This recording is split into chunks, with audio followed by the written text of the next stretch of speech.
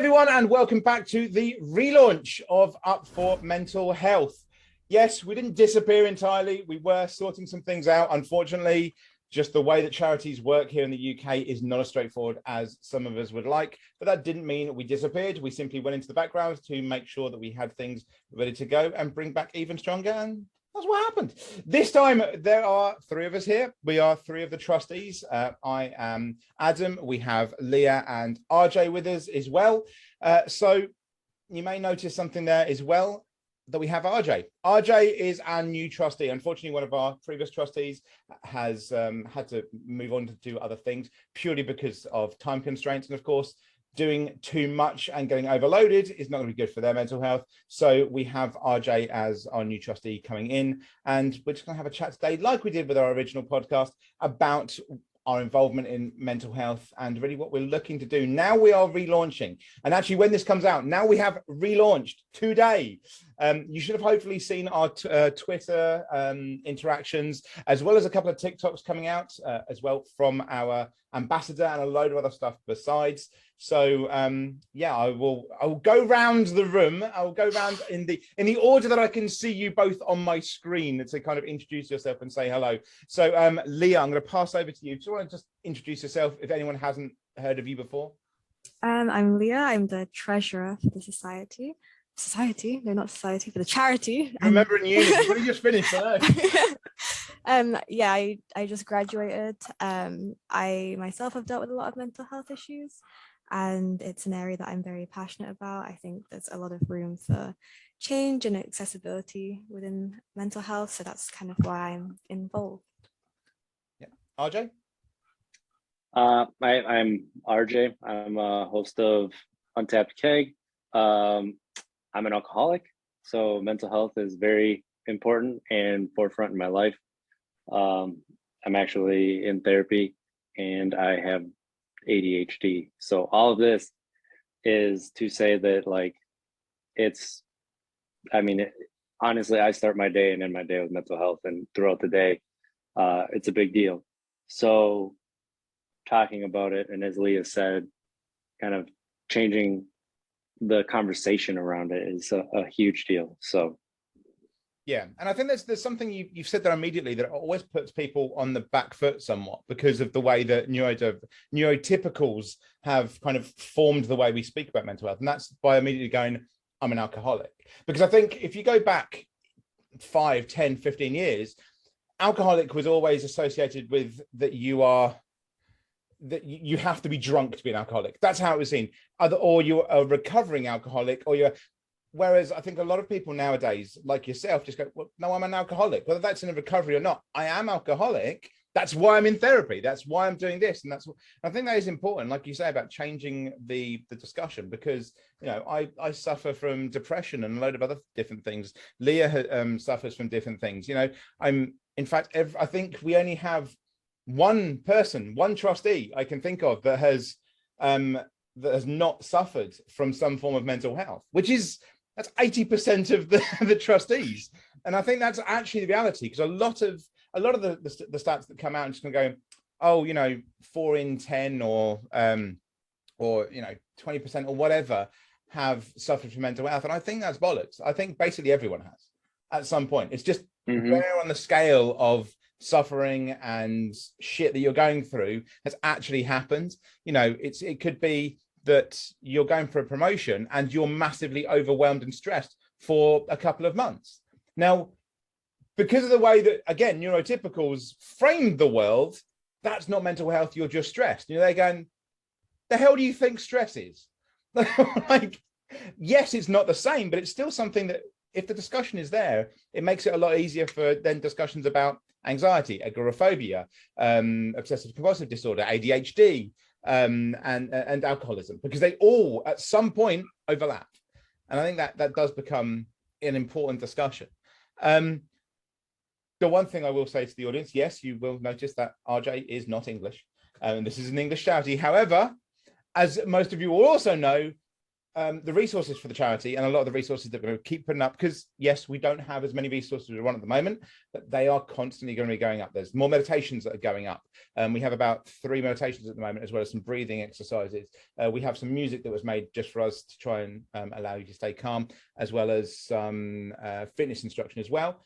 They can be used anywhere in the world.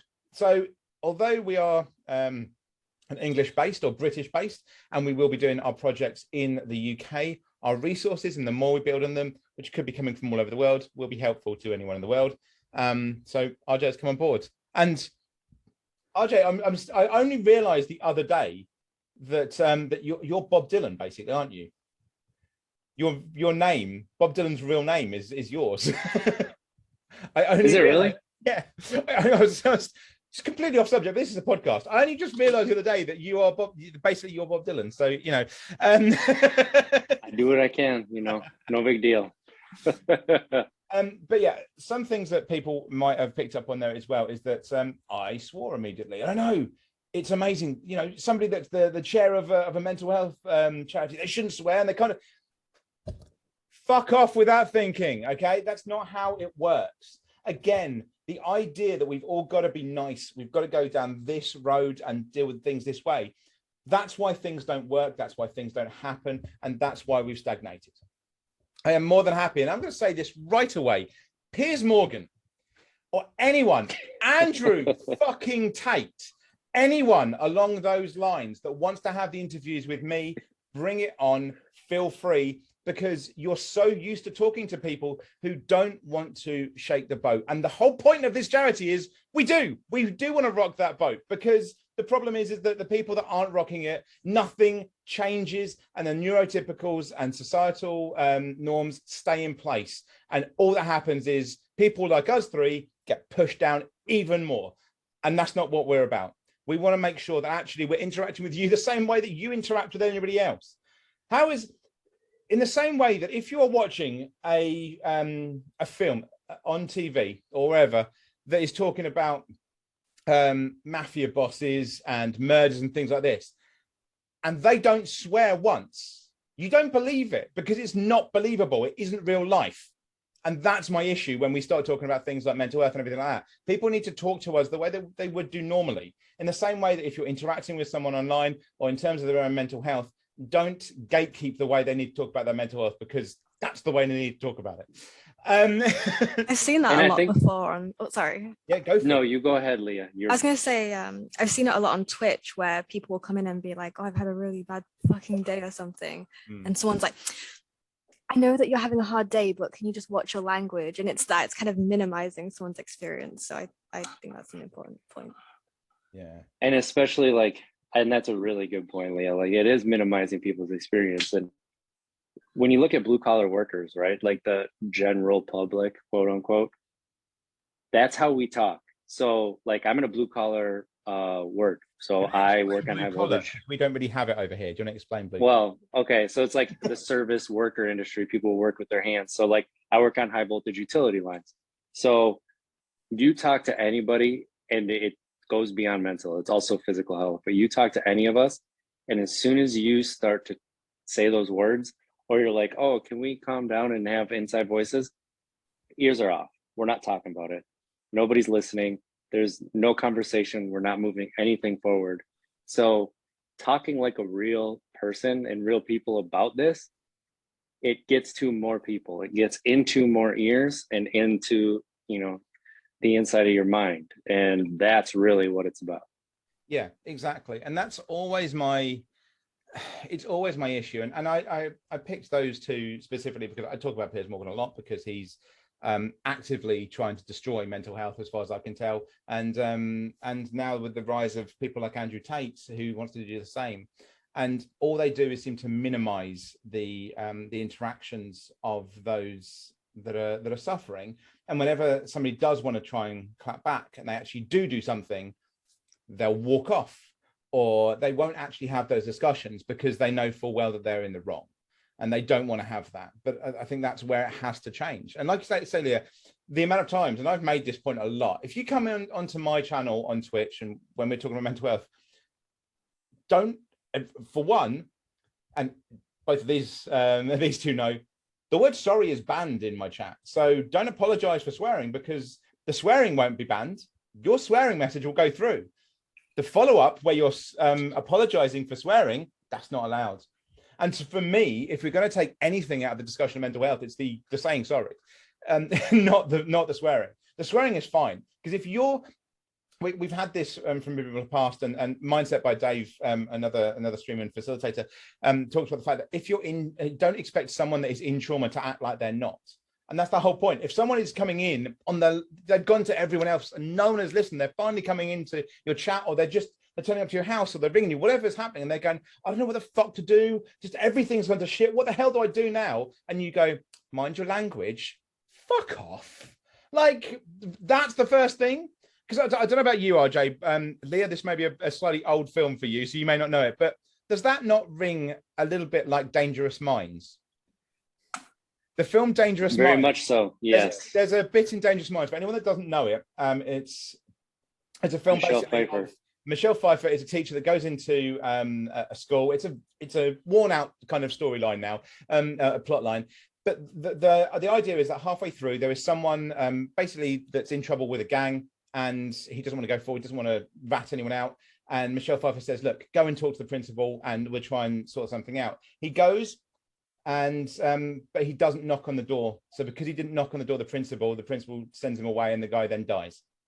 And you know, her point is, you know, you basically killed him by telling him he had to knock on the door, by sending him away just because he had to knock on the door. And it's the same thing for me. If all you're doing is swearing and someone's going, no, we don't want that in here, you could be killing that person, because that could be the last call for them. You don't know where they've been, what they've done, who they've tried to speak out to before then, to then you finally go, oh, no, we don't want language like that in here. What? And the thing is as well, is that you can have your standards of language. My mother certainly does. My mother would tell me off generally for language, but that's in moments when I could have controlled. I know full well that if I went to my mum and just went, I don't know what the fuck I'm doing, and she could see that in me, she's not going to tell me off for swearing. She will try and be there in the same way that any human would. And I think that's something we need to change. We don't want the response to be that neurotypical nonsense. It has to be an actual discussion about opening up. We've actually, these two won't have seen it yet because it's only just gone up, but Tori, our ambassador on TikTok, has just put out a video basically saying about the relaunch, wearing our ambassador t-shirt, talking about the fact that she suffers from eating disorder, and you know, the fact that she doesn't really open up about it that much, that not really her followers wouldn't have heard about it, but actually starting the discussion and talking about us within it.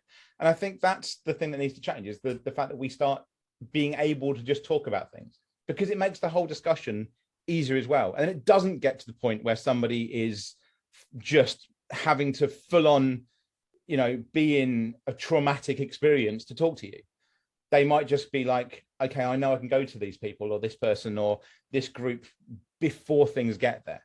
You know, I can talk to my mates, I can talk to my principal, my tutor, or my employment agency. You know, it doesn't matter who it is, that you can go to someone and actually say, I don't know what I'm doing. I want to get this out before I get somewhere. I mean, I don't know if you two have had those kind of interactions where you thought you couldn't go to someone because of something that was holding you back.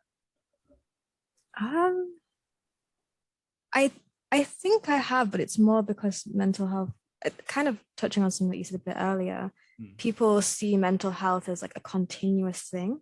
So there'd be a lot of times where I would doubt if I'm actually struggling with something because I'm not experiencing the symptoms every single day, every single hour of the day. So there's a lot of points where I didn't realize how bad it was until I was like on the very edge. And that's kind of when you reach out for help. And then, well, for me, I've been turned away from GPs and things. So yeah, I think I felt that before. Yeah. And I think we tend to downplay things too, right? Like, oh, I'm just being dramatic because that's what we've been told in our lives. I'm, you know, like, especially me, like I've heard it like, oh, you're just being dramatic, like it's not that big a deal, or things along those lines. But like it's my feelings. Like, no, that's how my brain works. Like with ADHD, it's not an excuse. That's how my brain works. And sometimes it's going to get in the way. and like the freedom that I've felt learning more about ADHD and how it affects me, and especially with like time.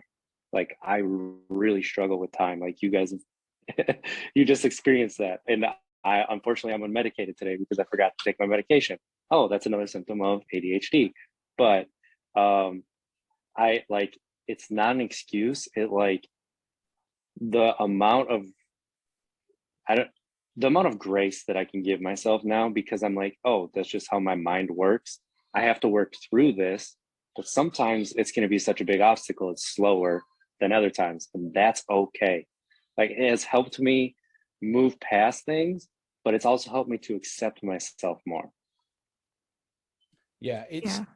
I mean, one of the biggest problems you pointed out there about ADHD is that the things that help you with your executive function take executive function.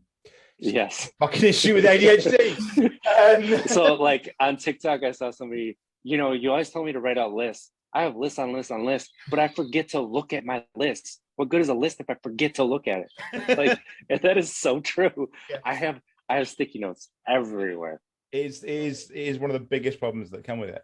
But yeah, it is. I think so many of us just we've got into this idea that we, like you say, we have to be ill all the time, otherwise we're making up. That's what we start to say. Mm-hmm. All of us have suffered or are suffering from conditions where intrusive thoughts are a fucking wonderful thing. And the biggest thing about intrusive thoughts is they'll tell you you're not ill. They'll just tell you you're a complete arsehole. That's what it is. You're in the wrong. You're making it all up. You just want attention. You just want this. And unfortunately, sometimes those both neurotypical and neurodivergent, everyone around you will also treat you like that. They'll be like, no, you're just making it up, because they want to also see you as suffering for them to believe you. Because the weirdest thing I think that there's been the thing with the neurotypical society is that it's also made those that are suffering from neurodivergence want to live up to the standards of neurotypicals. And so neurodivergency still go, well, you aren't suffering right now, therefore it must be fake. And that's what our minds also tell us about ourselves. And so many people, so many times I've had interactions that I see with some people, and they're going to go, yeah, well, clearly I'm just making it up because I'm okay today. I'm okay at the moment. Therefore, that's it. I must be just making it up. And I can't just have all these things. Or the one that really gets me is when people go, but I don't want to have this. And it's this idea that it must be bad then, that I don't want to have ADHD. I don't want to have anxiety. I don't want to have depression. I don't want to have bipolar, whatever it is. And that then becomes a discussion on, but if you do, why don't you want the name of it? What does that change? Apart from how you think the society is going to treat you, apart from this assumption of how society is going to look at you, you're still going to have that condition either way. It's just that you won't have the name of it. So you're actually going to have less help. But again, it's that idea of, yeah, but I don't have it. I must just be making it up. I don't really, I'm not, and I've said this so many times, this is why CSI and NCIS and all those kind of problems really irritate me, because they'll go, well, this is clearly a murder. It couldn't have been a suicide because look, they have tickets to Bermuda and frozen food. And you're like, fuck off. That's not how mental health works. Just because they might have planned something out. And it's all, you hear this all the time, something is planned for the future. Therefore, that person can't have been suffering from depression. People aren't constantly in that same headspace. It's just a nonsense. Yeah, and to kind of expand on that, is it called the DSM-5? Yeah. I see a lot of damage with that because I also have ADHD. I'm predominantly inattentive, and I felt like I kind of the opposite of living up to neurotypicals. I felt like I had to live up to having ADHD textbook, and I had to meet all of these like standards of being hyperactive or disruptive or all these like very stereotypical traits. And getting a diagnosis, I don't know what it's like in America, but here it cost me £700 to have a private diagnosis because NHS waiting lists can be really long. And that was a whole lot of mental torment going through, do I really have this or am I making this up? But I see a lot of people, there's a lot of people that I know who could probably get a diagnosis for something, but they just don't think they have it, or like, I don't know, there's just a lot of damage about it. And I think being undiagnosed or for some people untreated is extremely damaging, especially conditions like ADHD, where you can end up feeling worthless, or just like I always felt really out of place and like, why is this easy for everybody else and not for me kind of feeling. And so I think, yeah, there's just a lot of ideas about mental health and how we even label the symptoms that need to be readjusted. Yeah, I mean, the fact that you even, and in England, we even talk about the DSM-5 is always an interesting one for me, because we're not meant to. The DSM-5 is not an international book. That's literally for America. We're meant to use the ICD, the International Classification of Diseases. That is what That might have been what they used. I'm not sure. But I mean, a lot of us, we still talk about DSM-5. I still do. And some psychologists actually mix and match. And the whole point is that they're both shit. They're both checklists. And it's why it becomes an issue. Yes. We've all had interactions with this, of seeing this from other people, that a GP maybe has told someone, well, yes, but we think you don't have this because you don't fit this checklist. Two things there. One, British GPs are not mental health trained. They're just not. Americans are, weirdly. Although I have issue with American healthcare and psychological interaction, at least your doctors do tend to have some kind of mental health training of some kind. They don't in the UK. That's not part of their standard stuff. So one, they shouldn't be talking about in the first place, unless they've had some kind of follow-up, at least not in terms of diagnostic. You know, it's okay to go, maybe you should see someone. I get that, because that's encouraging, going, look, you know, you're going to help yourself, but not telling someone, well, you probably don't. Okay, well, let someone that knows what they're doing do it. But also on top of that is, you know, someone is literally there as a diagnostician. You have not been trained. There is a diagnostician. All you need to do is refer them. That's it. Refer them and shut the fuck up, because you're not the one that knows anything, you know. And the same way for any of us, if somebody comes to us, we might have an idea. I think you might be suffering from this, but what's the first thing we're going to do? Here's a signpost to someone that knows what they're talking about. Here is the contacts, as you'll find in our resources on our websites. Here is the contact details for someone to do with ADHD, OCD, PTSD, and everything else. And here, this is a referral that you might need. And that is what we do, because that's what diagnosticians are for. They're the people that should be able to do it. And the idea, I mean, OCD, the one for me is because I am diagnosed with OCD, which is, oh my God, one of the most misrepresented mental health issues in the world. Because, and doctors still do this, and this is my issue with it, and why I brought it up, is because doctors will still go, oh yeah, but you don't have the same, you don't think that someone's going to die if you don't do this. Oh, you can't have OCD. Shut up. Shut the fuck up. That's not the same for everyone. Yes, intrusive thoughts is part of OCD. Yes, there's certain traits of OCD that are the same. But like everything else, anyone suffering from a mental health issue is an individual. That's the biggest problem with the checklists. We're all different people. You don't go, oh well, you haven't got a broken leg because it isn't broken in this specific bit. You know, we've just looked at your entire leg and the fracture isn't in the middle of it. Therefore, you haven't got a fractured leg. That's not how it works. In the same way, it shouldn't be, well, you might have OCD, but now that you see that one checklist that says you don't. It's not how it works. It's not how any medicine works. Well, we talk a lot about spectrums now, right? Which is fantastic, because we should have been talking about this for years, right? And it has to do with everything else. Like, you're not going to have everything in the checklist, and it might be varying degrees of that. So why do we still have a checkbox? Like, we see this with alcoholism, substance use, substance dependency. You see them go by the checklist. Oh, you only drink like twice a month. You probably are not an alcoholic. But those times that you drink till you black out. You have 2-day hangover. You make terrible decisions. You know, you drive. You step out on your partner. Like, all of this, like, you create dysfunction. You are an alcoholic. I'm sorry, even though you drink twice a month, which that's me. But like, the fact that we have these checklists. Well, not anymore. Yes, but that is that is how I was an alcoholic. Yeah. So like, I wasn't drinking every day. I wasn't like planning my entire life around drinking. It was every single time I drank, I was destructive.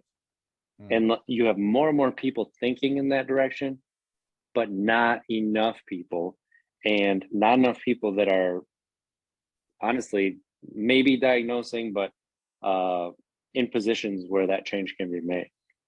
Yeah, and it's like being told, well, you don't suffer from this because you look too happy, and you're going to go, well, there's some scars on my arm that tend to suggest otherwise.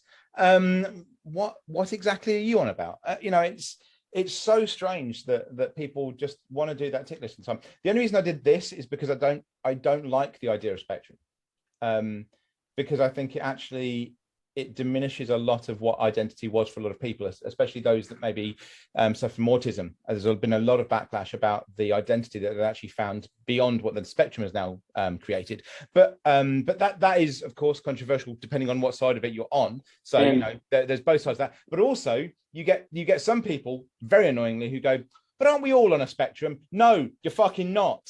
No, not everyone is on a spectrum. Yeah. And that's the thing, is that the new way of looking at a spectrum makes everyone go, aren't we all in a spectrum? No, we're Venn diagrams. Okay, this is everyone that's suffering, this is everyone that's not suffering, and at points we overlap.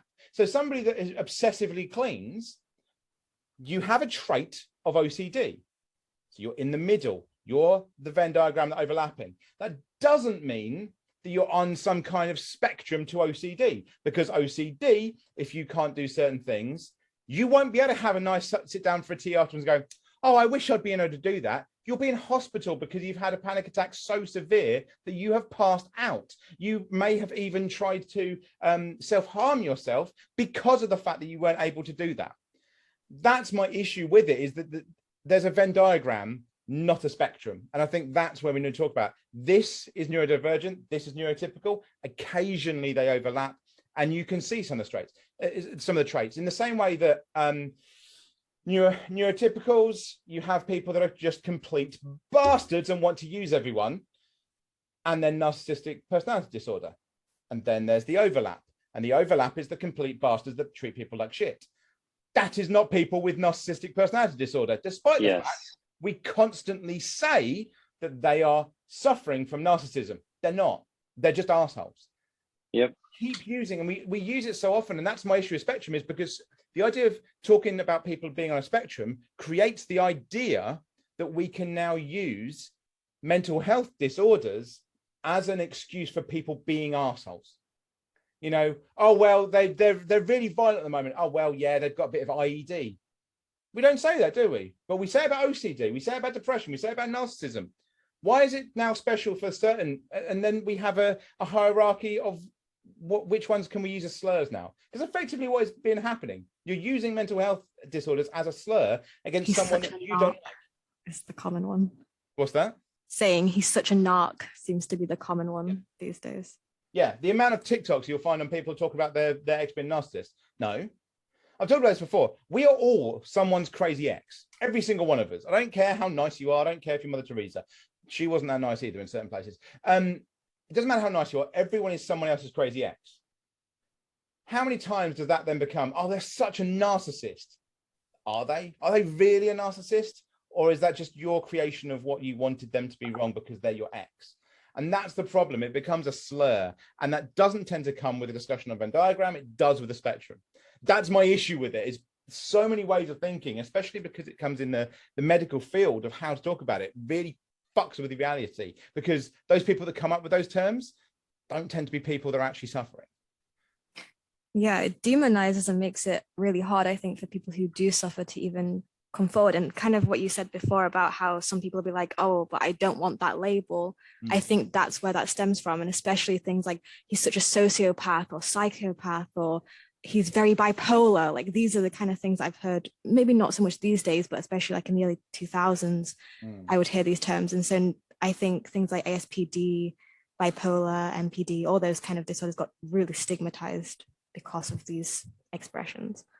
Well, yeah, I mean, even just the understanding as well. Like, how many times have we heard maybe we're looking at Jekyll and Hyde or Deadpool or any of those and said they're schizophrenic?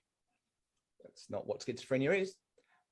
It has no relation to schizophrenia whatsoever. Schizophrenia is a completely different disorder. You don't necessarily hear voices in your head. That's a very different condition.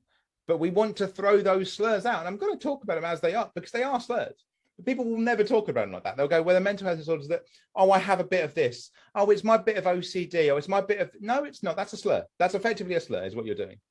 You wouldn't go and you wouldn't say, if you get drunk and kiss someone of the same sex and you wouldn't go, oh, I'm a bit gay.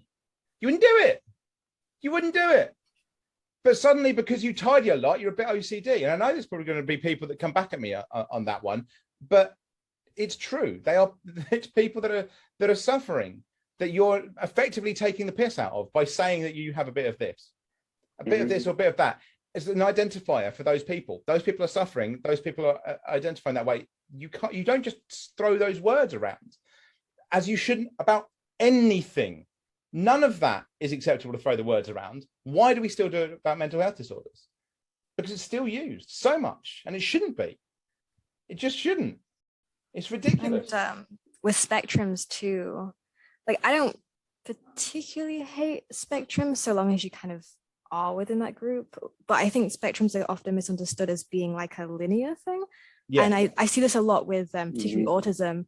You're high functioning or you're low functioning, and it's such a like I don't know how to even explain it, but I think it's really dehumanizing to those who are considered low functioning, and for those who are considered high functioning, it very much minimizes that they go through any struggles at all. And it's kind of, well, you're more normal, so you can just go on and get on with it, and they're not allowed to be autistic or ADHD or whatever.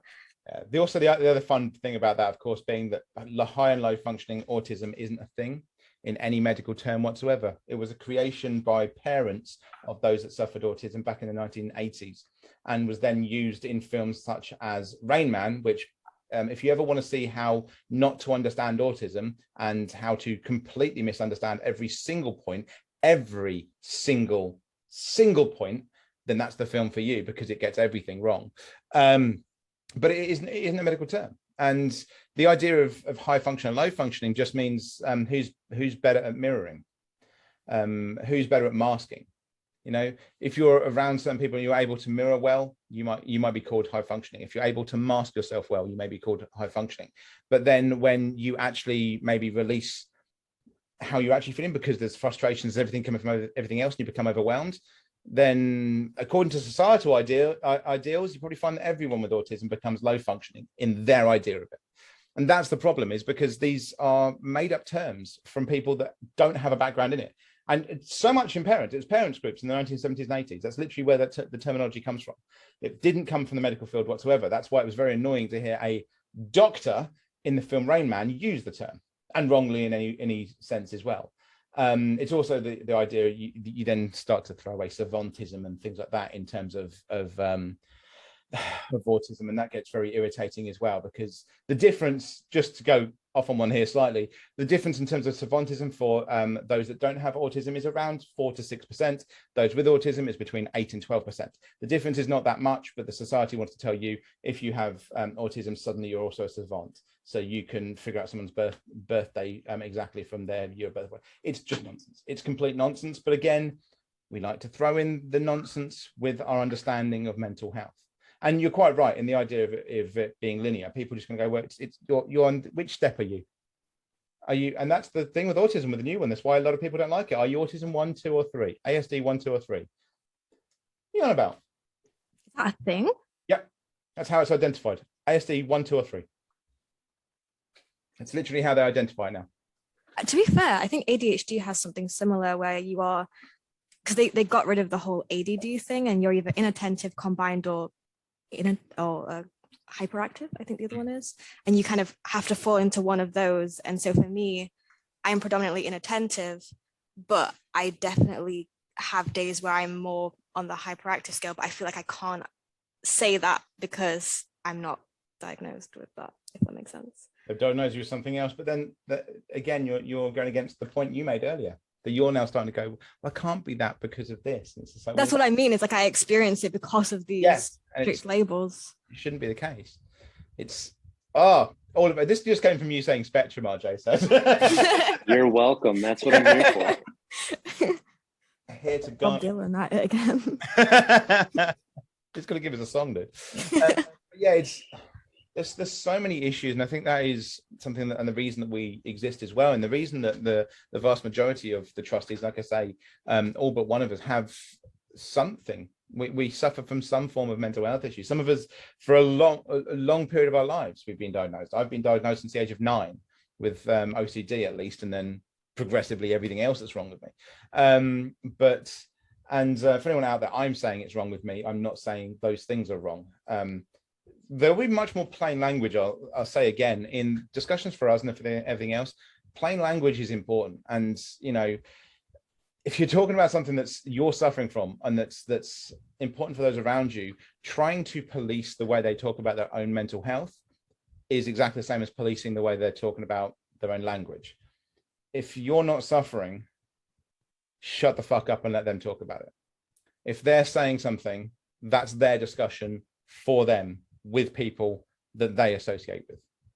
Because what you do by going, you have somebody say a comment about something that they suffer and other people around them suffer, and you go, well, I don't think that's right, or I think it should be said this way. What you're doing by that is effectively going, you're all the ones that are suffering. I'm not. But clearly you don't understand that they're having a go at you. So I'll step in for you. You're lowering the expectation of what we really understand and know for ourselves. You're assuming a superiority in how you understand things and your more backbone and everything else. Let us understand what we're going through, because that's the whole point. We haven't been given the forefront to be able to talk about this. So shut up and let us do that. We need to be the ones that are actually talking about this, not continually being pushed down by how neurotypicals want to associate us. They want to put us in that box over and over and over and over again. And we break out of one box, get another fucking box. That's why I have issue with trigger warnings that I've talked about before, because it's the same thing. Get in the box. Mm-hmm. If we make you uncomfortable when we talk about mental health, that's a good thing. That's a good thing. We should. Because if we're not making you feel uncomfortable when we talk about our mental health, it probably means that we've been indoctrinated into the same nonsense. It should be an uncomfortable discussion, because mental health isn't something that is easy to understand, easy to talk about. It just isn't. It never has been. It's why I don't like the term safe space when I see it so much on Twitch and YouTube and everything, because it's not a safe discussion. You don't talk about the idea of wanting to kill yourself, and some fucker else is unalive to me. Again, I'm going to slap them as hard as I can. Kill. If someone else talks about killing themselves, cutting themselves, hurting themselves in some way, that is not a comfortable or safe discussion. But we shouldn't be making it comfortable and safe, because if we do, then we downgrade what that the real truth behind the discussion is. We downgrade the severity of that discussion. We end up talking to each other as if we are uneducated children. That's what it becomes. We need to have the realities actually spoken about so that we can be uncomfortable, so that people look at us and go, I don't want to look that way. Well, it's tough. You've got to now. That's going to have to be your reality. Sorry, I've ranted there for a little bit. Feel free to jump in. That's what we're here for. We're here for the Adam rants. Yes, that is true. I was going to say, I heard a point from a friend. I don't know how much, I haven't really thought too much of it, but the idea of diagnoses and kind of related to the whole high functioning, low functioning, it's always dependent on how much of a burden you are considered to other people. I know I think it's an American company that are supposed to help autistic children, but they're supposed to be very problematic. I don't know what the company's called.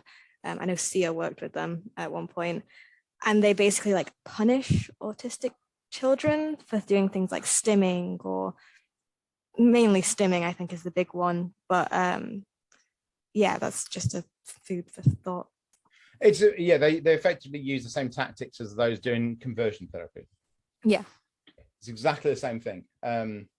It's just conversion therapy, but for mental health, because that was my point as well against things earlier, is that we're all seen as problematic, and so get in the back, get in the box. And yeah, there are a lot of things problematic like that. There's science behind a lot of these things, but then and even the way that that company tends to use things, there's science behind parts of it. The problem is they don't use it in that way. They use it then as a they don't go, right, let's take what the science part of this is and see if we can interact it then with talking therapy, and let's see if we can make a better way forward. They just go, no, this is the way. Let's be complete bastards to everyone. You know, because there's some good in almost every part of it. You know, like I've said before, I do not do well with talking therapies. I never have done. I just don't interact that way. I don't do well. I never shut up, as most people now have figured out anyway, but I just don't do well when talking therapies.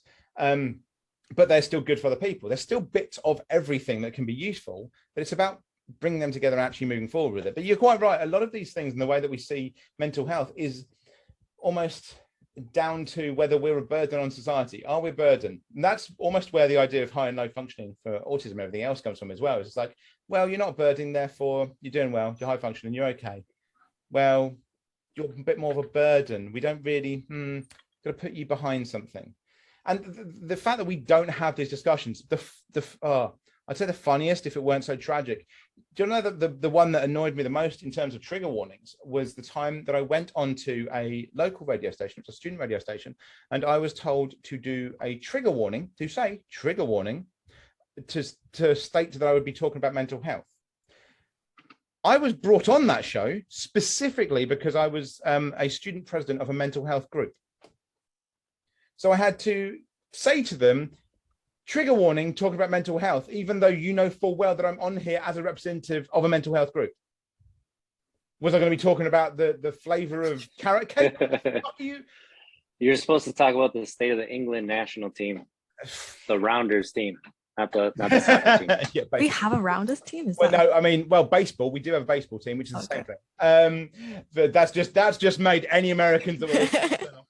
But yeah, it's that weird thing about suddenly going, oh yeah, well, we now need to give everyone another opportunity to disappear and not talk about this. We need to make sure that no one's going to listen. We don't want anyone to listen about the fact that you're suffering and there could be people suffering because, oh no, we can't have that. Well, that goes to like when you seek help, right? You always wait until you're a burden on somebody. I didn't seek an ADHD diagnosis, even though I showed all of the symptoms for it throughout my entire life. I didn't seek it until it became, I was a burden. I missed an appointment for my boy's mom to pick up the boys, and I missed my son's monthly checkup when he was a baby. And I was leaving to be on time, but I thought that I had enough time to go do something else real quick. And it was like, okay, something is not right. And then I forgot how to do some like really standard stuff at work. And that's really unsafe when you're working with high voltage electricity. So it's like, I need to go in and get this diagnosed. Like that's what I waited for. I didn't wait when the benefits would have been great until I was a burden. But like that's how we have just made a mental health into like you until you are a burden on everybody else, like you're fine. Yeah. When you could be getting help before that. So why are we waiting? That's a really great point. Yeah, I had the same thing with university. I didn't get diagnosed until just before my third year. And it was kind of the same because I think a lot of institutes are set up with a kind of standard neurotypical process, especially in education. You have to sit your exams and learn in a specific way. And because I just couldn't do that, it was causing me too much, like, I was having mental breakdowns every week and stuff from doing exams. It wasn't until I was then a burden on a mentor or on friends that I was like, okay, maybe I should like seek help, and then they can provide me with whatever support to get me to meet the normal standard again. And yeah, I agree.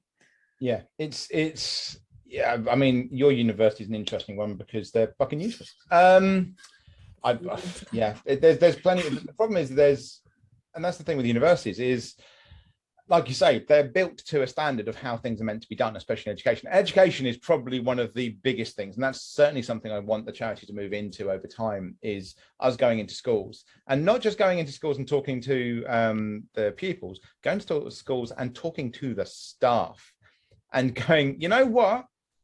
Guess why this person isn't doing well in your class? Guess why you're having trouble with this person? because you're not taking any account of anything. And the problem comes, I mean, I do private tutoring, have done for a while. And I had one student who within, I think 2 sessions, I just went, please get them tested. I could see traits of some mental health issues. I'm not a diagnostician. And so, you know, I could just see the traits. So I said, go get them tested. They got them tested and immediately it came back as they were obviously suffering from certain mental health issues. That was in their, not their final, but their penultimate year of school, of secondary school. They got found out. Now, the problem didn't come from the fact that, you know, the teachers were inept or anything like that. It's that, you know, when you've got 30 kids to a class and you have 2,000 people in your school, and then you have one person who is meant to look over all of them and look over the idea of mental health, and the whole system is set up for neurotypicals.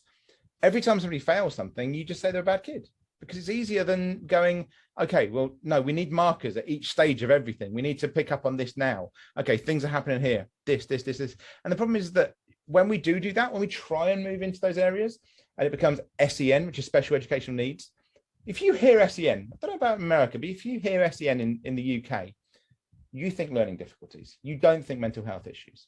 Yep. You think, oh, that's for the kids that can't do it. And unfortunately, and that's not something to, and again, that's not something to be looked down upon, because there's help that everyone needs. If you can't do it at that level, absolutely fine. But the way that you deal with learning difficulties and the way that you deal with mental health issues is not the same. They're not the same, but they're put in the same way. And of course, if you suffer from one, you may not want to be seen as suffering from the other. If you're suffering from learning difficulties, you may not want to be thought of as being someone that suffers from depression. If you're someone with depression, you may not be wanting to be seen as someone who suffers from learning difficulties. But we put them all into the same bag and we don't look at identifying any further. Education is so bad at doing it. And I mean, it's a hit or miss with universities in the UK as to whether the university is going to be up to the job. Certainly, several of them are not up to the job of dealing with mental health issues. There are some very good ones, but that's the minority. I can say University of Glasgow, for instance, has, in my experience, been very good with dealing with mental health issues. But again, that's one person's experience. But there's other universities, such as Canterbury Christ Church University, who I don't think should be allowed to have students in their university because of that bad of mental health issues. So that's the problem. And I know there's going to be people going completely off the thing now. A charity is having a go, you know. Please feel free, specifically towards me, because the reality needs to be talked about. And that's the problem, that we don't want to talk about the realities anymore. We want to say the nice things so that we don't have people trying to come back at us. You know what? I want the fights. I want the discussions. I want the kickback, because until we have that, nothing happens. We don't have anything going forward. I want the kickbacks. I want the fights. Please bring it to me, because they won't happen. And the simple reason is because they know they will fail if they try and get into those discussions. Piers Morgan won't do it because he knows he will fail in it. This is what we are sick and tired of being silent. We're sick and tired of being told that we have to be in that box. We're sick and tired of just being told we have to conform with everything, because it gets very old very quickly. That's just not what we are. That's not what we are as a charity. If that's the charity I wanted, I wouldn't have these two, because RJ isn't the standard person that wants speaking. Leah isn't the standard person that wants speaking. In fact, the idea, I think, for most people in a charity of having someone from Gen Z involved in your charity of mental health, they'd probably absolutely hate. But sorry, that's the reality of things. We need to talk about it. We need to talk about it. We need people from different life experiences. We need people that will actually talk out. We need people that can actually see the issues. And so much we don't. And education is the biggest one. And it annoys me so much as someone that's done tutoring and teaching and instructing and everything else, that so many people just don't look at it, or they're the problem kid if they do suffer. Yeah, I think mental health in education is often also like the issue with it is hidden under this. It's mental health week or it's mental health month. And one thing that, like, my university had this whole thing for mental health week, which they gave seeds to students, but that's a whole other topic. But one thing that I found with a lot of education systems, again, I don't know what it's like in America or internationally, but they seem to make it as difficult as possible to access help. I don't know whether that's to try and like put you off of accessing it, but things like disabled students allowance, I have had the hardest time in the past trying to access their support. And in the end, I got like funding for like ink, which I don't even own a printer, so that was useless. And my like the disabled services in our university as well, it was like they never responded to emails. It was always me having to chase different people up to try and get hold of them and access different support. I didn't end up getting any support until after my dissertation was written. And I feel like mental health isn't taken seriously, whether it's because they prioritize finances or something, but because they do mental health week, it's often kind of dismissed or looked over. I don't know. Yeah. I mean, And where you see it like at the company level, especially like it's the same as education, right? But it's, oh, we talked about it.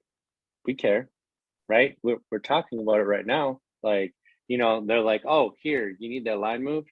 I'll move it 2 inches in front of you. There, we move the line. It's better when we need to go 10 feet with that line, right? And you see it, like I said, companies, you see it, education, every level. I mean, you're talking about America education, like it's kind of non-existent. So it's fend for yourself. It really is. And but when you really go into it, and we're talking even family levels, like, oh, I want you to talk to me if you're not doing well. And it's like, well, I didn't mean talk to me about that.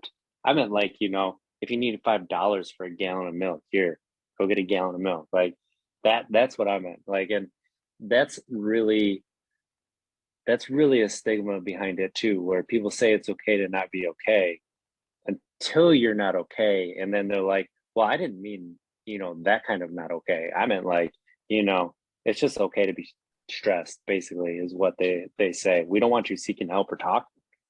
yeah, I mean, I actually just did a TikTok and on Twitter today, that was me literally saying, stop asking people how they are.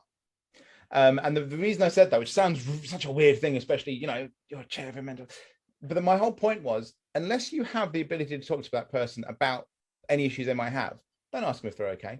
Because if you are genuine, and I don't mean in the British way of going, you're right, mate, because that's different. That's just us greeting. But if you're literally going to someone, are you okay? If I said to Leah, are you okay? And Leah suddenly just went, actually, no, I'm struggling with this. And I just went, oh, good luck with that. And then went, Leah's going to feel even more shit.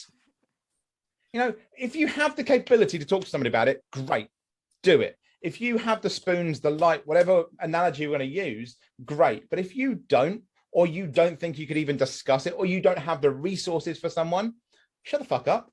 Because all you're doing is making that person feel even worse. Imagine that person's gone through the entire day, no one's inquired about them whatsoever. There's been no interactions like that. And then you finally gone, hey, how you doing? And there's, oh my God, somebody actually cares. And then you're, oh, tomorrow's another day. Great. Now that you've completely invalidated everything they've just said to you. And it's just ridiculous. We're told this, like you say, RJ, it's okay not to be okay. I hate that. I hate that hashtag. I really do. Because it doesn't come with anything. If you're going to say it's okay not to be okay, and then you have resources, you go, it's okay not to be okay. And if you're not okay, here's some resources. Cool. You're using that hashtag and that way of thinking the exact way it should be done. It's okay not to be okay. But you know what? Maybe you need some help. Cool. But if you're just going, it's okay not to be okay, fuck off my screen. Like, what are you on about? You're not doing anything. You're just using it because you think it's clout online. And that's become a bit of an issue when people just throw that out there. You get that from some people. So, and it becomes that Dumbledore quote, the amount of like LA style wellness nonsense. And I talk about this a lot because I think that's what a lot of the kind of wellness and mental health stuff has become. It's this kind of LA, yoga studio attempt at things where it's just like, it's okay not to be. Are you California sober? Have you heard about that one? Oh my God, what even? Where you're sober in your mind, so it's okay if you drink every once in a while. You're California sober. That really was a thing that was going around for a little while. But there's a lot of people, and I experienced this in the sobriety community, where if you don't do things a certain way, then you're somehow less than. And it's very prevalent. And this is all over the globe in the AA community, where if you don't do AA, oh, you're not really sober. You're not working on yourself like you need to. You need to work the steps. You need to go to a 12-step program, specifically AA's 12 steps. And it's like, no, it's all right. I'm good. And like, I've been sober 8.5 years, just fine doing things my way. Am I completely healed from things that I knew I didn't know that I need to heal from? No, but guess what? I wouldn't have got them from 12 steps anyway. I had to do things my own way to get to where I am. And I'm in a very good place now compared to where I was a year ago, compared to where I was 8 years ago when I put the alcohol down and was like, you know what? I cannot do this anymore because it is a dead end in my life and I don't want it to be an end. Yeah, I mean, the problem, you know, AA has a very big fucking problem. I mean, it has many problems. The biggest problem being, if you state effectively that AA is the only way to be truly sober, what about the 1.2 billion people that don't believe in a higher power at all? Now, that's probably on the low side, if we're honest.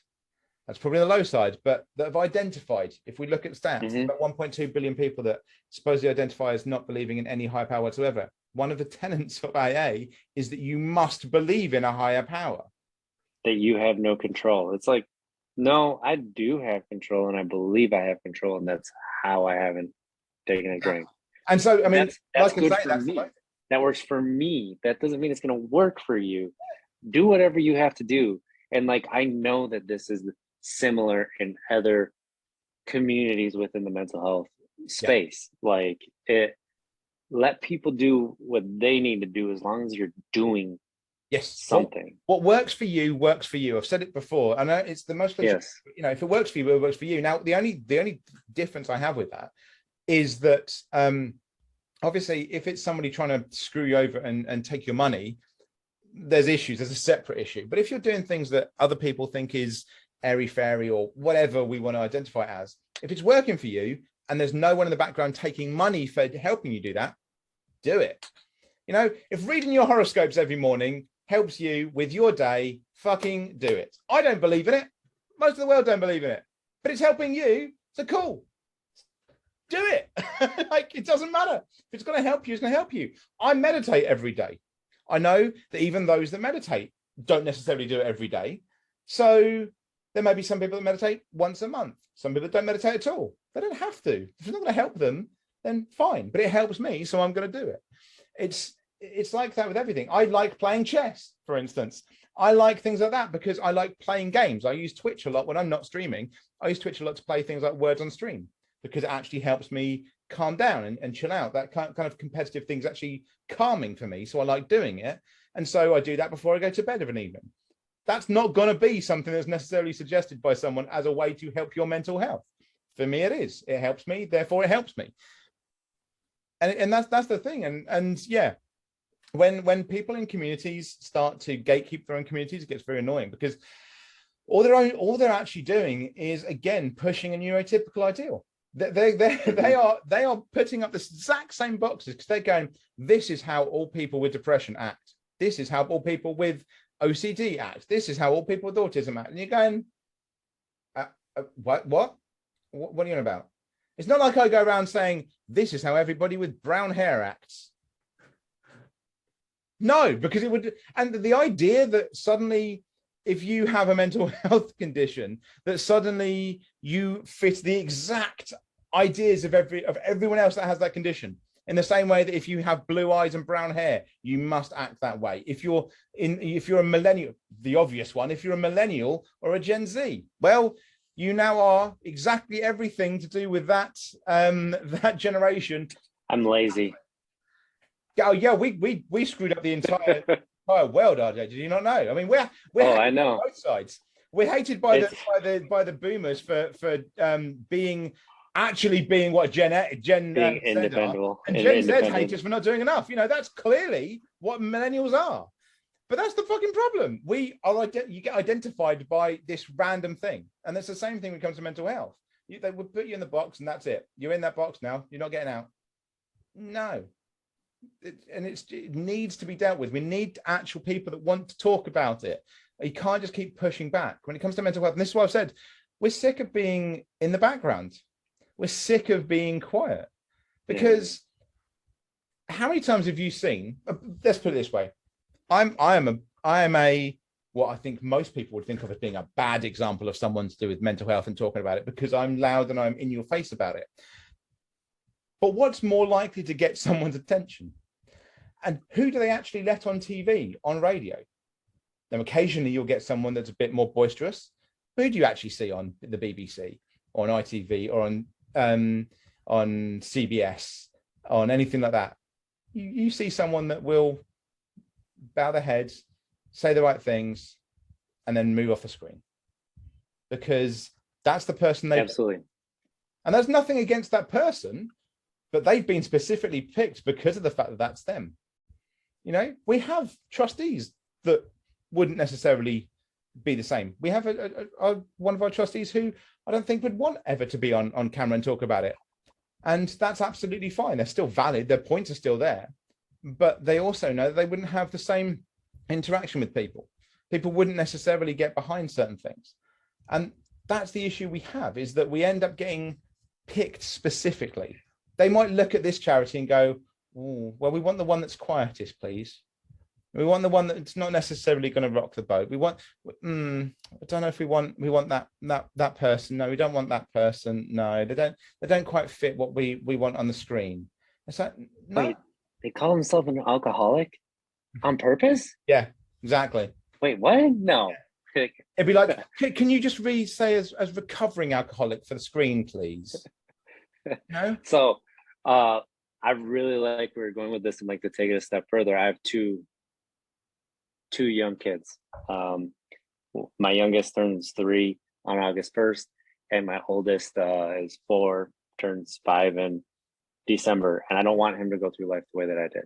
And it's not to say that I had a bad childhood, that I was raised inappropriately or anything, but I don't want them to have a box that they're fit into. I want them to hold the box, be able to take what they want from life and put them in there. And then if they don't like something, take it out and be like, "No, I don't like this."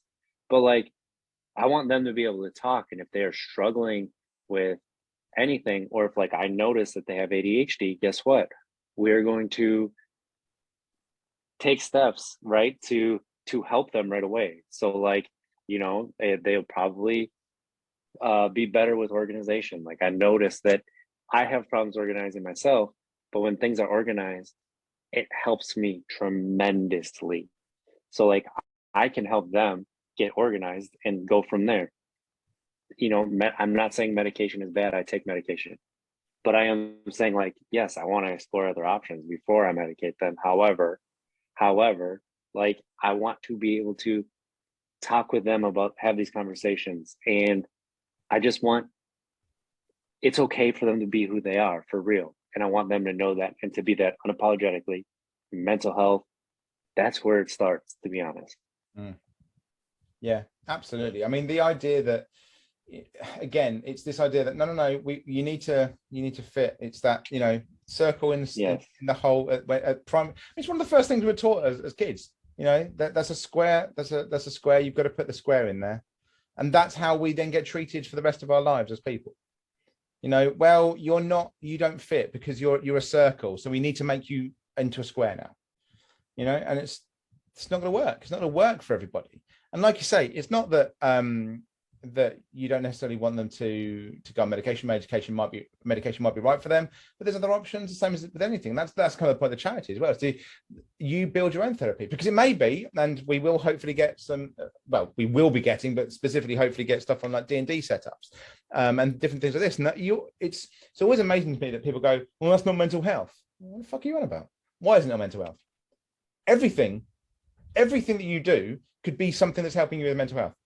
Hobbies are something that can get you to actually concentrate and to look at things in a different way.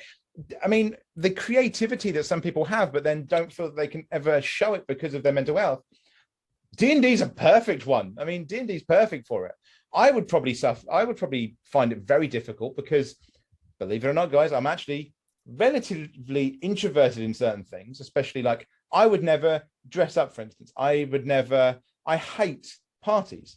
I hate the idea of fancy dress, anything like that. There's some people that love that and that really helps them because we're all different. We're all individuals.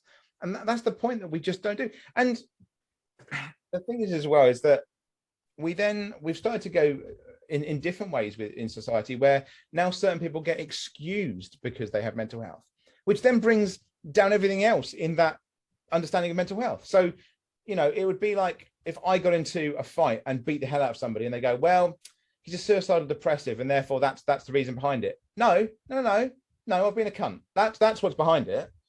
Well, I mean, you have OCD, so you had to break his other arm in the same way, right? Yeah, exactly. Like, they had to be broken the same. Yeah, it clearly makes sense. You know, I broke one side of his nose, so I needed to make sure there's a fracture on the other side. And that's the way that people seem to do it now. People do get excused nowadays for going, oh, but that person's suffering. Yeah, that's fine. And they are. And they clearly need to get help for that. And I hope they can find the help they're looking for. But they're also a complete dickhead. The two aren't mutually exclusive. You don't have to be the nicest person in the world to suffer from mental health. You can be a complete arsehole. You can be a complete piece of shit and still suffer from mental health in the same way that you can not suffer from mental health issues and be the nicest person in the world or be a complete arsehole. What was the first thing that we started discussing when Donald Trump became president? Everyone that hated him and thought, you know, that he was a horrible person. Well, there's clear signs that he's a narcissist. Are there? Or is that just what we're associating because that makes it easier and we can excuse him now because of his behavior? That happens with everything. When somebody spurts something out online, when somebody says something in person or something like, oh, I'm sorry about them. They're just going through a lot right now. Cool. Doesn't mean they're not a dickhead. And the problem is, again, it brings everything else down because now everyone that suffers from that condition, well, okay, so we've got to expect maybe sometimes they're going to be aggressive now, or we've got to expect sometimes they're going to just have a go at you, or we've got to expect they're going to have narcissistic traits because of one or two people and they've got excuse. And again, it just misinformation about mental health again, over and over and over again. It just feeds back into itself. It's like a snake eating its own goddamn tail. It's just misinformation after misinformation. And we need to actually have this understanding that people are individuals and get the education out there and have the discussions. And again, I'm sure there's people listening to this going, oh my God, they're swearing. And oh my God, I think he even said the C word at one point. And oh my God, oh, well, you know, we need the discussions. We're human beings. This is how we speak in reality. In fact, if anything, I've probably toned myself down quite a lot. But we're humans. We talk normally. Yeah, I would say you have. Yeah. We're going to say stupid shit. And, you know, we should get called on it as well as everybody else, because people get called on things because they're individuals. But those discussions need to happen. But of course, if the discussions don't happen, no one gets called on anything, you don't get anywhere. So I really want, and I'm hoping we're going to all, or those of us that wish to, are going to be getting on those radio stations and be getting on the TV shows. And I really hope that it's probably going to, if anyone does have me on, it'd be like Channel 5 or Channel 4. You know, those are the only two that I can think of that might actually have the guts to have me on, because it'll be late night when no one's watching. But if anyone wants to do that, you know, I'd love for the charity to have more people out there, so people actually have the thing of going, well, you know what? They're a small charity, but they're trying to do this. Let's help. Because we're a tiny charity at the moment. You know, we have a few resources online, video and music online, and with a few things that's going to help people. That's going to be going up weekly, hopefully another 2 or 3 videos going up every week, you know, or 10 a month to try and get things going on there, from showing you how to break fall in martial arts, to showing you through an exercise session, to showing you how to make a setup for gaming or for D&D. And they're going to be things so that you can find your own therapy through those. But we also have the normal resources, so you can talk to charities and talk to those helplines that you also need. As well as that, we're going to be doing projects in person. There's not many of them at the moment because we have just relaunched. We've had those issues because of the way that the system works in the UK. But the more that we get the money, the bigger we grow, then we'll start doing bigger projects, and we'll start, you know, doing paying for people's therapy if they need it, or to have projects in terms of martial arts class for younger people that are struggling in their area, setting up football teams in the local areas, which I know has been helpful in certain areas in London. You know, these are things that we can do in the future. And then as we get bigger and bigger, that's when we start to get into things like policy. And that's really every politician, I'm putting you on warning. That's when I'm coming for you. And I don't care, because I can talk the same way you do. And if you're in my way and you're trying to push down anything to do with mental health, I'd advise you get out of the way now. Because when it comes to mental health, I am coming for you. And there's a lot more people coming besides, because we're bored of this now. This isn't acceptable anymore. The way that people with mental health conditions are treated is not acceptable. So we're coming to change it. You're not part of the discussion anymore. If you want to be, open it up now, or get the fuck out of the way, because we're bored of the way that you're doing it. And I think that's a discussion that a lot of people are having in the world right now about a lot of different things. And mental health is now on that list. But yeah, I don't know how you two are thinking about that. I can feel myself just getting on one at the moment. No, I agree. It's without having the conversations, nothing's going to happen. So this is exactly like the perfect forum. And then normalizing these things. Hobbies, what do? Relax you. They help you with your stress, right? And that is like really important. And you know what? Try something. Maybe it'll turn into something that'll help you even more. So just have an open mind. Yeah, I mean, hopefully there's a resource that's going to be on our website that might help, you know. And we're gonna have these kind of discussions every month. We're gonna have, it's either gonna be a podcast or maybe one of us talking on a specific subject. You know, for instance, if there's a big story on ADHD, some of you will be happy about this. You will not see or hear me. You will probably see or hear one of these two. You know, if there's a big discussion on suicidal depression, then I'm probably back. Or we might have a podcast every month, and we'll mix around. You know, I'm chair of the charity. Doesn't mean I'm going to be here for every podcast. It might be RJ, Leah, and our secretary, for instance. It's going to be a mix of us differently, talking about different things, maybe talking through how you can help, or talking about projects that we've done. I mean, I'm really, really hoping that in a few months' time, we can start putting up videos and having things so you can see the projects that we've helped. You know, martial arts classes that, small martial arts classes of 5 or 6 people in a small community that we've helped fund. That'd be awesome. I'd really love to do that. I speak about that because that's my background. Martial arts and self-defense is my background. It's also the background of our secretary as well. So we're a bit biased in that way. But you know, those small projects, or it could be a project on, you know, it's going to be in England, RJ, so it's going to have to be setting up a rounders team somewhere, you know, and helping them go to. That's what I was going to say. I suggest rounders. I suggest it. and just you know, getting to some tournament, you know, helping an after school. Because the thing is that I think that's important as well, is because no matter how big the charity gets, because our aims at the moment are relatively small for the short term, but no matter how big we get, I think the idea of helping out a local school in whatever area we're in, because we're all in different areas, helping out a local school after school project, you know, well, the school doesn't have the money to set up this rounders team. Okay, well, we can. You know, no matter how big or small we are, we'll always try and do things like that, and we can look out for those things. And I'd love to be able to have that as a video on here for you guys on YouTube, who's going to go, oh, look, this is what's happening. Maybe we can do something for us. And if anybody does want to help us, you can, okay? Onto the website, upformentalhealth.org. There's a donate button that's on there. If you want to donate just directly, you want to give money, that's fine. Okay, you know, that maybe you just think, you know what, that's the only way I can help. Cool. If you have something you're massively passionate about, and I really want, this is a call out actually for any comic book fans, because I don't want to be the one to do it, because I'm a massive comic book fan, but I'm not as big a comic book fan. So if Panda Red, if you're watching this, really love you to answer this, man.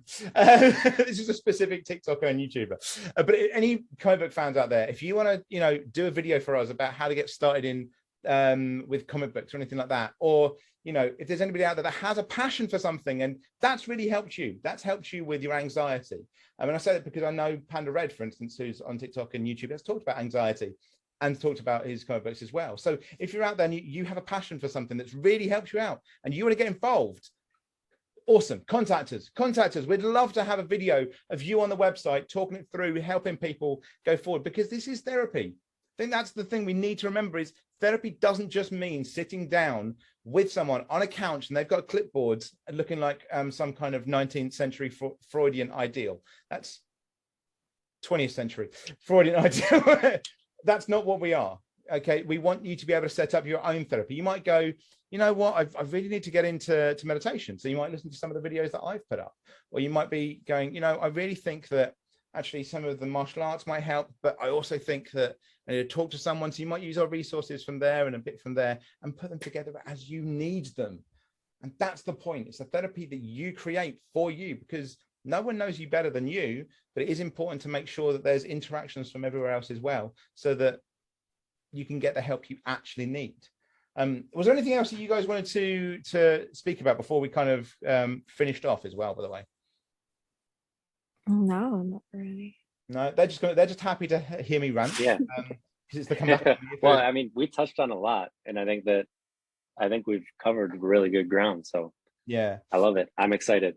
Yeah, so this is our relaunch, everyone. This is us. This will be coming out. And to let you know, as we have said at the beginning, so I didn't introduce this the way that some people will wonder why, because of where they're seeing this. This will be coming out on the Up for Mental Health YouTube channel. Please subscribe. We're very small. We want members. It'll help us. It'll also be coming out on Untapped Keg on the podcast channel for RJ, and it'll also be coming out on the It's Good to Talk podcast under the Let's Chat YouTube channel, as well as on Amazon Music and Spotify and everywhere else you can find us. It'll be coming out all over the place. So you will hopefully be able to interact with this in some way or another. Either it'll be on my channel, RJ's channel, our channel, and hopefully this goes out to as many people as possible. And we're going to keep going with this, because it's not going away anytime soon. I'm sure there was people out there when we went into hiatus that thought, oh, well, that's gone now. No, I don't give up on things that quickly or that easily. It was just that we needed to get certain things sorted, because the very silly rules that people have that tends to want to stop people from creating charities, but we don't give up that easily. So we are definitely back. We are relaunching. This is coming out on the day of relaunch. You'll be able to find hopefully a couple new videos that have come up for resources and a load of other things besides. As well as that, if you are on the channel on Up for Mental Health, if you're actually seeing this on our channel, every day this week, you'll find a video from us that RJ needs to record. But you'll have a video from each of us and from each of the trustees introducing ourselves, saying hello, saying who we are. It'll be on our shorts. If you're not on the Up for Mental Health YouTube channel, go and find it. It'll be linked below. I'm going to put a link in. So is RJ. Go and find it. Go and subscribe. Go and say hello to us over there, and look out for those shorts if you want to know a little bit more about it. It'll be a minute to 30 seconds to a minute of each of us talking about us and our interactions. And we're going to keep that channel up to date. Like I say, every month there'll be something new coming on there. But thank you everyone that has been here. If there's anyone that's been here for the entire video, the entire podcast, firstly, go get yourself a hot chocolate and a cookie. You deserve it. But thank you everyone, and we will see you. Hey, Adam, I have a question. Go on. If people want to donate to the charity, where can they go? Yes, so I did say it quickly, but I kind of jumped over it, I think. So if you go to upformentalhealth.org, you can either scroll down to the bottom of that page, and there's a donate button on the Help Us bit of the website, or if you go into I Want to Help. In fact, I'm going to bring it up specifically on my other screen right now, so you can do it. So it is via PayPal, but you can pay either PayPal, or you can do it via direct debit or debit card or credit card, and you can make it as a one-off payment or as a monthly continuing payment. So if you want to, when you go on there is a button you can click to say I want to make this monthly. So if you want to do a monthly donation to the charity, please feel free. If you get onto the main website, so upformentalhealth.org, you go down, just scroll down to fundraising, kind of obvious. And on that bit at the bottom of that, it says donate. But also, if you're at the top of the page, you can just click on to get involved. On the get involved bit, there are different ways you can do that. So over the get involved, there's fundraise, there's run for us, there's run an event. And on those pages, again, at the bottom, there's a donate as well. But also, again, if you want to help us in any way, you can either help us make a video because you're passionate about something, or you can run a marathon for us. I might see you there. I'm a marathon runner, so maybe I'll run with you. You may have me running alongside you, or you want to just make an event, just run an event. Coffee mornings, very popular in the UK. Tea and coffee mornings, make some cakes, and do that. Maybe you want to do a garage or a boot sale and do donations. Awesome. Contact us first. Let us know what you're doing. Hopefully we can get some stuff out to you. You don't have to do it yourself. I know this has been a big thing in the UK. They used to do stuff. Certain charities have always sent stuff out, like sponsorship forms or some tassels for your event or whatever you might need. Certainly, if you're running for us, we're going to send you a running top out, so you can say, "I'm running up for mental health," and we'll help you as much as we can. In fact, saying that one, RJ's going to regret asking me questions now. If you go on to Run for Us on the fundraising section, the one thing we say is that we will help you by sending you fundraising tips and tricks, that you will be part of Team Up for Mental Health, and we'll send you a running top or running t-shirt, totally up to your preference. I know I tend to like a vest if I'm going certain distances and a top for other distances. It just depends. Training advice. I have myself done a lot of training stuff. We're going to be sending that. Fundraising material. So that could be the sponsorship forms, the buckets that you can go around and things like that. You'll see people with buckets in your streets nearby sometimes, and just general support from our team that's going to be there for you and cheering you along as we go. And you might even have us there on the day of your run. So there's a load of different things you can do for to help us, donating like RJ said and like I've said, but also involved in any other way. So you don't have to just give money. You don't just have to make a video. You don't just have to run. There's so many different ways. If you want to help, please do. But that's over on upformentalhealth.org. It'll be in the descriptions below for myself, for RJ, and on our main channel. But like I said, go get yourself a cookie if you're still here. Maybe if you like cooking and you like baking, you can go and do a coffee morning for us. But thank you everyone for joining us. Thank you both for being on here, and we will see you again next time. Thanks everyone.